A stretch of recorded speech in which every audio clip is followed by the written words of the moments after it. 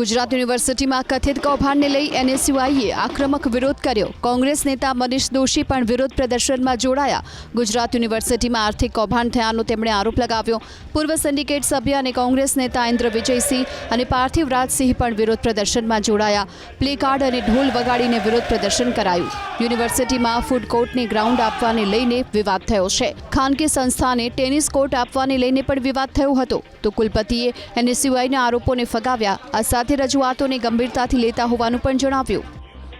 ગુજરાત રાજ્યના અનેક શ્રેષ્ઠીઓએ હજારો એકર જમીન શિક્ષણના હેતુ માટે દાનમાં આપેલી છે। આ જમીન ઉપર આજે ભૂમાફિયાઓ ખરાબ નજર નાખીને બેઠા છે। એ લોકો ઉપર લેન્ડ ગ્રેબિંગની કાર્યવાહી થવી જોઈએ। જો એ નહીં થાય તો 72 કલાક પછી મેં જણાવ્યું એ તમામ લોકોને અમે અપીલ કરશું અને આગામી દિવસોમાં જરૂર પડશે તો ગુજરાત યુનિવર્સિટી સંલગ્ન કોલેજો બંધનું એલાન પણ આપશું। યુનિવર્સિટીનો પોતાનો એક સત્તામંડળ હોય છે અને યુનિવર્સિટીના ઇમ્પોર્ટન્ટ નિર્ણય આજ સુધી સત્તામંડળ જ કરે છે અને અગાઉ પણ સત્તામંડળ જ કરવાના છે। એટલે જે કંઈ રજૂઆતો છે એને સિરિયસલી લઈએ છીએ। સત્તામંડળની સમક્ષ અમે રજૂ કરીશું કારણ કે અગાઉના નિર્ણયો પણ સત્તામંડળ દ્વારા જ અપ્રૂવ કરીને લાગુ કરવામાં આવ્યા છે।